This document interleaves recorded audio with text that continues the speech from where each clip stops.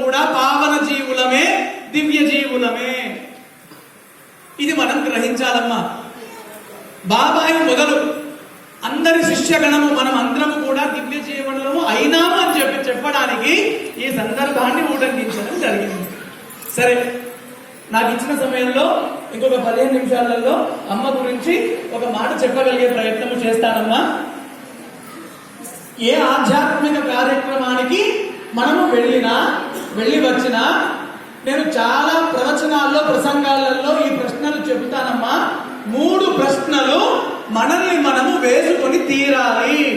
ఇక్కడికి వచ్చినాము, అయిందా? 3 రోజుల దివ్య యజ్ఞం అయింది. ఇక్కడ ఇంటికి వెళ్ళాము. 3 రోజుల తర్వాత ఈ 3 ప్రశ్నలు వేసుకోవాలి. మొదటి ప్రశ్న ఏంటో తెలుసా? మనస్సు పులకరించిందా? మొదటి ప్రశ్న ఏమి? మనస్సు పులకరించిందా?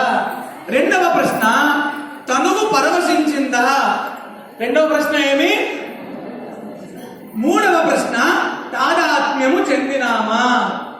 ఈ 3 ప్రశ్నలు తప్పకుండా వేసుకోవాలమ్మా. ఎందుకంటే ఇంట్లో ఆకలిగా ఉన్న భర్తకి అమ్మ ఆకలి అన్న బిడ్డలకి అమ్మ అన్నము చేసేటప్పుడు ఒక్క మెతుకును ముట్టి అయిందా లేదా చూస్తుంది కదా. అయిందా లేదా పరీక్షించుకుంటే జన్మను పండించే ఆధ్యాత్మికత పరిపక్వమైందా లేదా మనం పరీక్షించుకోవద్దా? ఆధ్యాత్మికత నాటుకున్నదా లేదా పరీక్షించుకోవద్దా? ఆధ్యాత్మికత మనలో నాటుకున్నదా లేదా పరీక్షించుకోవడానికే ఈ 3 ప్రశ్నలు. మొదటి ప్రశ్న మనస్సు పులకరించిందా? రెండవ ప్రశ్న తనువు పరవశించిందా? మూడవ ప్రశ్న తాదాత్మ్యము చెందినామా? మనస్సు పులకరించాలి. ఎందుకంటే తెలుసా తల్లి, ఈ మనస్సు, ఈ జీవుడు ఇప్పుడు ఈ హౌస్ లో ఉన్నాడు, ఈ దేహంలో ఉన్నాడు.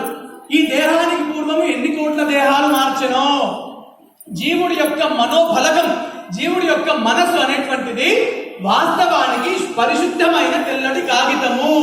కానీ నాది, నా కోసము, నాకే, నా వాళ్ళు, అంతా నాదే, ఇలాంటి దుమ్ము అంటిందా ఈ మనసుకు? అంటింది కదా తల్లి. ఎన్నో జన్మల వాసనలు పెట్టుకుని వస్తుంది కదా.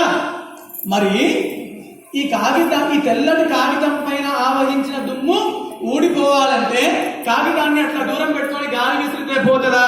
పోదు కదా. ఏమి చెయ్యాలి? తప్పుమని ఆ కాగితాన్ని మీటాలి. మీటినప్పుడు ఏమవుతుంది? జల జల జల జల దుమ్మంతా రాలిపోయి పరిశుద్ధమైన కాగితం మిగులుతుంది. మన మనస్సు కూడా అంతే.